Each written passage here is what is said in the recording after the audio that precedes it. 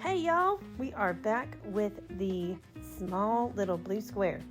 So go ahead and tape off whatever you need to tape off. Make whatever size square you would like. But what I typically do is try to stick to something that's about a postcard or a greeting card size for this project. So what we're going to be painting today is one of my absolute favorite things ever, and it is the Oriental Poppy. And I've showed you how to do this before. I sent you a link to a lesson on how to do those. But today we're going to take our number 6 or number 4, whatever your utility brush is, the one that you can pretty much use for everything. And that's my number 6 for me. And what we're going to do is we're going to start working on flowers that look like this. If you haven't had a chance to look at the Oriental Poppies tutorial yet, this is what they look like.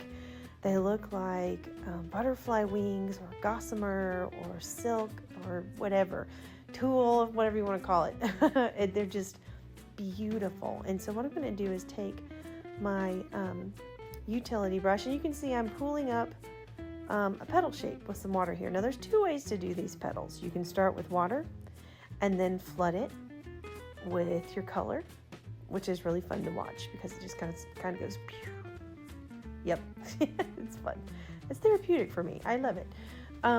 That's one way to do it. So I'm going to do it this way first and then show you the other way to make those little, and see I'm just adding more color, changing the shape as I move it around. This is a very wet paint inside of water. So again, that's that wet on wet technique that we've previously talked about in class. So here I'm putting in more pigment. Now, if you haven't had a chance to check out the tutorial that I sent out last week for these Oriental Poppies, you're going to use a lot more paint than you think you'll need, a lot more pigment to make those pretty light see-through gossamer petals. I'm going to load up my brush here with some clean water. And so this is what we do. We've put in however much pigment we want, and then you go in with fresh clean water and you flood it. So what you're doing is essentially just getting that paint ready to lift. It's coming up off the page, so it will easily pick up when you use a damp brush. Well, not really a damp brush. I mean, not super damp. You're just going to basically clean off your brush. It's nice and clean and it's pretty dry. And you're going to go in and just pick up the color and wipe it off. I just used my little paper towel to the side here. So I'm going to go in and continue doing that till I'm happy with how that petal looks.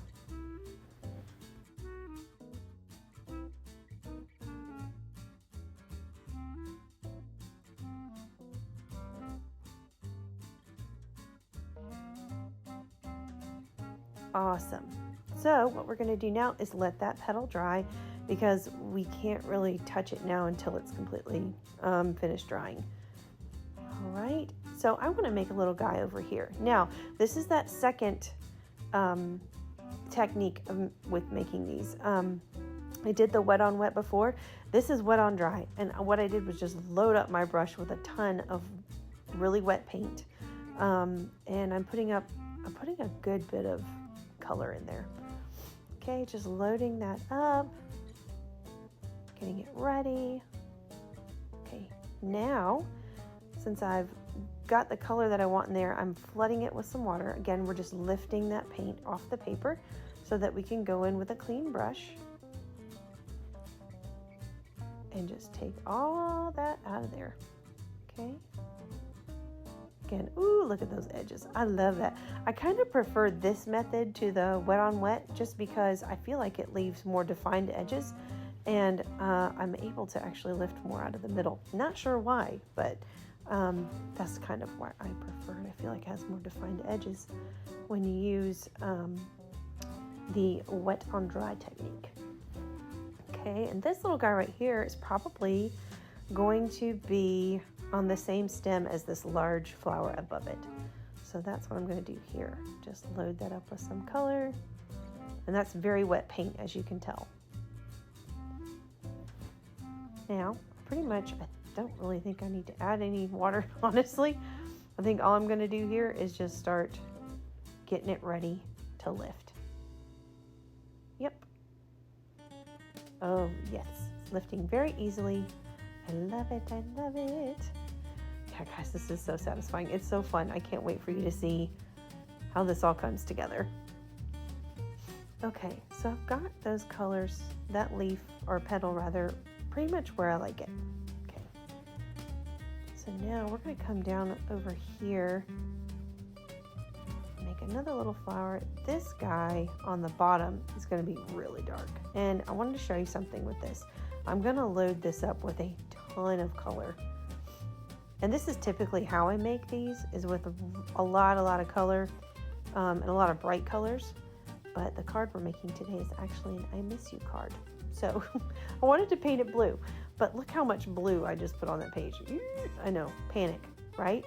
Actually, no. We're gonna do the same thing. We're just gonna load that sucker up with water. And the reason I put so much paint in that little petal is because I want you to see how much more defined the edges look when you use a lot of color. Okay, so we have flooded this really good. Right now we're going to start to lift. It may take a little longer when you have this much paint to lift. However, I think the result is absolutely worth it. Okay, you can already see on that top edge how more defined and dark it is. It just gives a lot more texture to the flower itself. Okay, see that bottom edge too. Oh, I love that. The little corner's making me very happy. All right, now we're taking all that color out of the middle. And again, look, it lifted really beautifully, but what it did was leave behind a lot of texture. All right, now this guy is dry. So what we're going to do is move back up to this top flower, and we're gonna give another nice dark petal. So we're doing a lot of color on this one, because again, I wanna see some of those edges. Okay, so go back in, that's a lot of wet paint right there.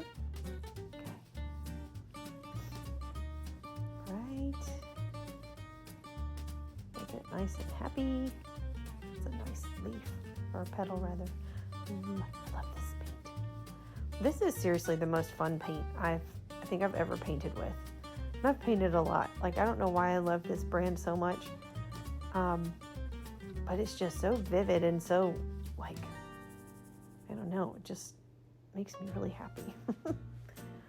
All right. And it moves really easily. That's what I appreciate about it. Okay, now we're flooding. Okay. So we flooded, and now we're gonna lift. Okay. So I know it's a little bit of a panic. You're like, did I just screw up the leaf or the petal beneath this one? Nope, you did not. And you shall see. As long as you let the petal underneath it dry all the way, no problemo. Check it out. Here we go. We're about to see this little edge right here. Ta-da! And there it is. There is the petal behind this one. That is so cool. Oh my gosh, when I first learned how to do this, this is all I did for like 2 weeks straight, just because it was just fun to make. They're beautiful too. They look very elegant and lovely and I don't know, ethereal. That's a good word. I do love these. They look ethereal. So we're just going to continue to lift out this color until we're happy with it. But you can see there's the petal behind that little portion as well. I love it. Oh, it's so fun.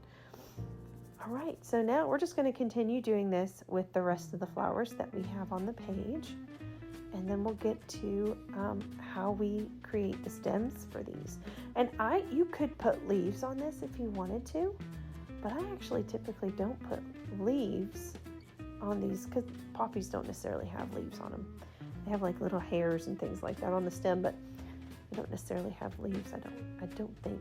I could be wrong, so correct me if I am, but it's more about the length and the elegance of the stem with these beautiful ethereal see-through flowers. Gorgeous.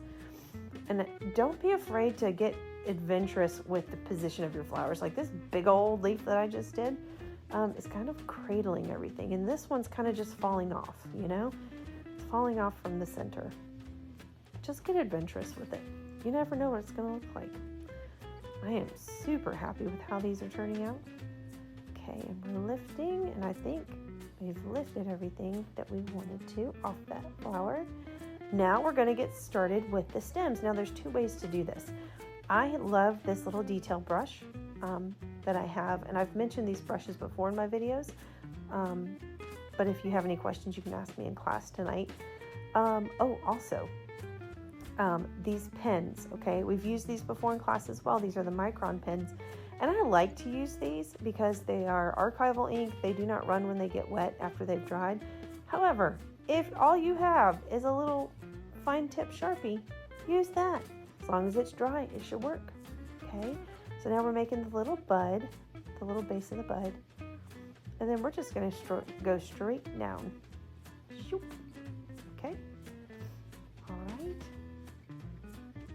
There we go. And then we're going to connect this little guy to the stem, and you'll see the base of that bud. Now, this is a little light for my liking. Just, I don't know, sometimes you can go back in and touch it up ever so slightly. You don't want to overdo it, but just because of the texture of the paper, sometimes the pen doesn't always catch in between like the ripples in the paper. So that's one way to do it with a pen. Beautiful, works every time. And I will say it's more consistent than a brush. However, if you can get a perfect line with a beautiful little detail brush, it is really cool because you can tell the difference between the paint and the pen. But they both look beautiful. So I'm going to do the same thing here. Just go straight down. There we go. Oh, so pretty. All right. I'm going to do this too. Just go straight down. Okay. And we're just going to give this a little bud too right here. And there you have it, guys. These are our Oriental poppies. They're so pretty. So what I usually do, oh my word, I'm so sorry. I hit my camera. Anyways, sorry about that, guys. What I'm going to do now is I'm going to take my utility brush, okay? And I've already done all this. Everything looks really great. Everything's dry how it should be. Got to be careful and let things dry when you do this next part. So what you're going to do is take your utility brush and you're going to get paint on it. Now you don't want like a huge amount of paint or super opaque because then it's going to be like black splotches on the page. What you're going to do is just sprinkle a little paint on there. Now, was my brush too wet? Maybe. But it actually looks really pretty. So usually I like smaller specks, but that's actually really lovely. All right, I want a few down here too. And just take one brush and tap the one that has the paint on it, and it has that kind of natural splatter effect. I love that. And so now, because this is a card, I'm going to take my number 8 micron pen, and in the little corner here, I was thinking about up top, but I don't know, I feel like it would look better at the bottom. And I'm simply going to write the words, miss you. That's it. And can you imagine getting this in the mail from like your sister or your best friend or whoever, saying they miss you, and you can use it on the back and just write on the back. It's so great, and it's so appreciated. Anytime I send a piece of art that's actually like something I made, I feel like it's more appreciated than just a regular card. Now they're wonderful. Greeting cards are amazing. I make greeting cards, but I do feel like a piece of artwork is just the best way to say I love you or I miss you or I'm thinking about you. So here we are. It is finished. It is final. I love it. Oh my gosh, I'm so happy with it. So what I would typically do, you can cut it down to size with the painter's tape still on it if you want to, or if you wanted to make it a little bigger than the size of the tape allowed for, then you can cut it that way. But there you go. I hope you guys enjoyed this, and I'll see you again soon. Bye.